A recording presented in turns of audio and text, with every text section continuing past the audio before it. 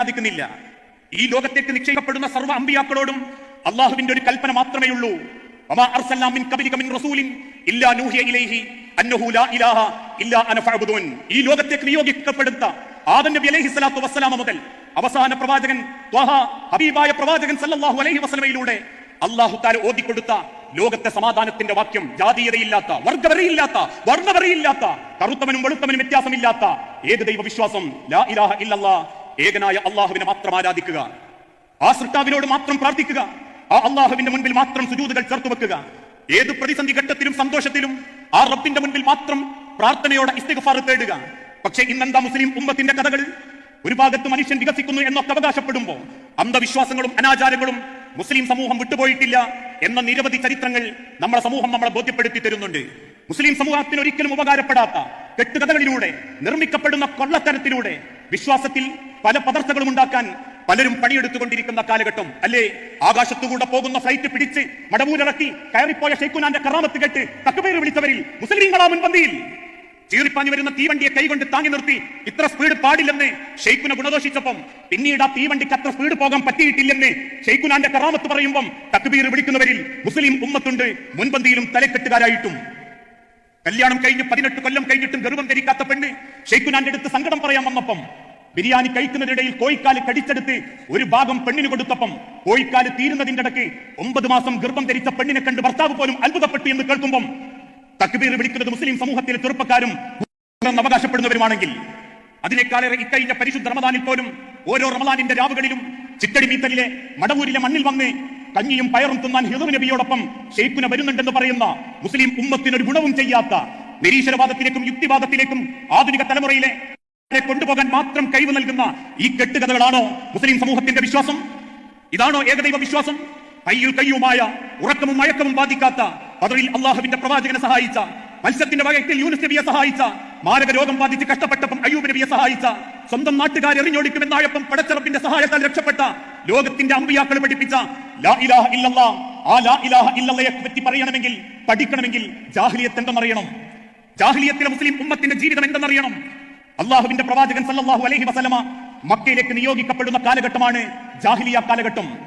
അന്ധതയും അനാചാരങ്ങളും ഭൗതികവും വിശ്വാസവും ശിർക്കൻ പ്രവർത്തനങ്ങളും മക്കയിൽ വ്യാപിച്ചിരുന്ന ഒരു കാലഘട്ടം. മക്കക്കാര മുസ്ലിമീങ്ങളല്ല. അള്ളാഹുവിന്റെ പ്രവാചകന്റെ വാപ്പാന്റെ പേര് അബ്ദുള്ള, അള്ളാന്റെ അടിമാന്ന്.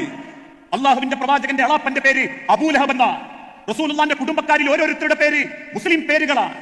പ്രവാചകന്റെ ഉമ്മാന്റെ പേര് ആമിന എന്നാണെങ്കിൽ, മുലകൊടുത്ത സഹോദരിയുടെ പേര് ഹലീമ എന്ന പെണ്ണാണെങ്കിൽ, ലോകത്തിന്റെ പ്രവാചകന്റെ മക്കൾക്കെന്ന് റസൂലുള്ള പേരിട്ടത് ഫാത്തിമ, റുഖിയ, ഉമ്മു കുൽസൂം, സൈനബ എന്നായിരുന്നെങ്കിൽ ജനിച്ചിട്ട് മരിച്ചുപോയ മക്കൾക്ക് അബ്ദുള്ള എന്നും അബുൽ ഖാസിം എന്നാണ് പേരിട്ടതെങ്കിൽ അന്നത്തെ കാലഘട്ടത്തിലെ മുസ്ലിം ഉമ്മത്ത് മുസ്ലിമീങ്ങളാ.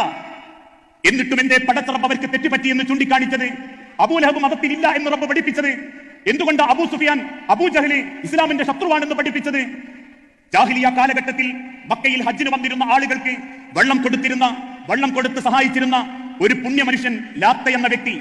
ലാത്ത മരണപ്പെട്ടപ്പോൾ മക്കയിലെ ഖുറൈശ് പത്രം ഒരുമിച്ച് കൂടി പറഞ്ഞു, ലാത്തയെ നമ്മൾ മറക്കാൻ പാടില്ല, അതുകൊണ്ട് ലാത്തയുടെ കബറ് ഒരൽപ്പം മണ്ണിട്ട് പൊക്കണം. മണ്ണിട്ട് പൊക്കിയപ്പം വീണ്ടും ജനങ്ങൾ ഒരുമിച്ച് കൂടി പറഞ്ഞു, മണ്ണ് മാത്രം പോരാ, കുറച്ച് കോൺക്രീറ്റ് ഇട്ട് സിമന്റ് ഇട്ട് അതൊന്ന് പൊന്തിക്കണം. വീണ്ടും അവർ പൊന്തിച്ച കബറിന്റെ അരികിൽ വന്ന് പറഞ്ഞു, ഇങ്ങനെ കബറ് മാത്രം വെച്ചത് കൊണ്ട് കാര്യമല്ല, ആ കബറിന്റെ അരികിൽ വന്ന് എന്തെങ്കിലും ചില ഇബാദത്തുകൾ അർപ്പിക്കണം. അന്ന് മക്കക്കാർ കണ്ടെത്തിയ ഒരു ഇബാദത്ത്, കച്ചവടത്തിന് പോകുന്ന ഒട്ടകത്തിന്റെ മൂക്ക് കയറി പിടിച്ച് ലാത്തയുടെ കബറിങ്കൽ വന്ന് ആ കബറിന്റെ അരികിൽ വെച്ച് അവര് ലാത്തയോട് പ്രാർത്ഥിച്ചു, ലാത്തേ ഞങ്ങളെ കച്ചവടം ഒന്ന് റാഹത്താകണം, ലാത്തേ ഞങ്ങളുടെ കച്ചവട യാത്ര എളുപ്പമാകണം. ആ ശിർക്കൻ വിശ്വാസം കണ്ടിട്ടായിരുന്നു അന്ന് അല്ലാഹുവിന്റെ പ്രവാചകൻ സല്ലല്ലാഹു അലൈഹി വസല്ലമ ഹിറാ ഗുഹയിൽ ചെന്ന് ഏകാന്തവാസം ഇഷ്ടപ്പെട്ടത്. അല്ലാതെ മക്കയിൽ ജീവിക്കാനുള്ള സൗകര്യക്കുറവുണ്ടല്ല. ഇനിയും ചിന്തിച്ചു നോക്കൂ, മക്ക കാലഘട്ടത്തിൽ അള്ളാഹുവിനെ തൊട്ട് പറഞ്ഞ അന്ന് മുതൽ മക്കക്കാർക്ക് റസൂലുള്ള വേണ്ടാത്തവനായി. അൽ അമീൻ എന്ന് വിളിച്ചിരുന്ന നാവുകളെ കൊണ്ട് ഭ്രാന്തൻ എന്ന് വിളിച്ചു. പ്രവാചകനെ സ്നേഹിച്ചിരുന്ന കുടുംബക്കാർ കരിങ്കല്ല് കൊണ്ട് എറിഞ്ഞോടിച്ചു. എന്തിന്റെ പേരിൽ? മക്കയിൽ ഒരു പെണ്ണിനെ കയറി പിടിച്ചതിന്റെ പേരിലല്ല, മക്കയിൽ ഒരു സാമ്പത്തിക തട്ടിപ്പ് നടത്തിയതിന്റെ പേരിലല്ല, മക്കയിലെ ഏതെങ്കിലും ഒരു മനുഷ്യനെ കൊല്ലാൻ കൊട്ടേഷൻ കൊടുത്തതിന്റെ പേരിലല്ല, മറിച്ച് അല്ലാഹുവിനോട് മാത്രമേ പ്രാർത്ഥിക്കാവൂ എന്ന് പറഞ്ഞതിന്റെ പേരിൽ മക്കക്കാര് ഹബീബായ നബി തങ്ങളെ വെറുത്തു, റസൂലുള്ളാഹിനെ ആട്ടിപ്പായിപ്പിച്ചു, കരിങ്കല്ല് കൊണ്ട് എറിഞ്ഞോടിച്ചു.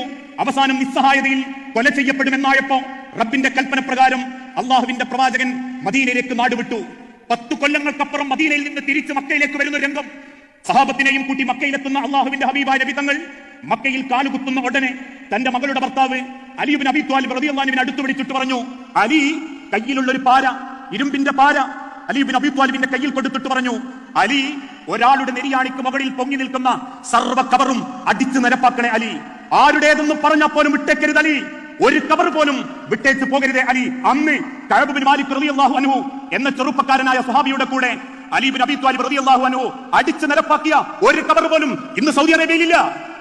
ലോകത്തേറ്റവും വലിയ ഔലിയാക്കളായ ഹുദീങ്ങൾ, ബദരീങ്ങൾ, ഖന്ദഖീങ്ങൾ, ഖൈബരീങ്ങൾ ഇവരെല്ലാം കിടക്കുന്ന സൗദി അറേബ്യയിൽ ഒരു മണ്ണിൽ പോലും ഒരു കബർ കെട്ടപ്പെട്ടില്ല എങ്കിൽ അള്ളാഹുവിന്റെ റസൂൽ ലോകത്തിന് പഠിപ്പിച്ച ഏറ്റവും വലിയ സന്ദേശം അതായിരുന്നു. അല്ലാഹു ലാ ഇലാഹ ഇല്ലാ ഹുവൽ ഹയ്യുൽ ഖയ്യൂം ലാ തൗഖുദുഹു സിനത്തുൻ വലാ നൗമുൻ ലഹു മാ ഫിസ് സമാവാതി വമാ ഫിൽ അർളി മൻ ദല്ലദീ യശ്ഫഉ ഇൻദഹു ഇല്ലാ ബിഇദ്നിഹി യഅലമു മാ ബൈന ഐദീഹിം വമാ ഖൽഫഹും.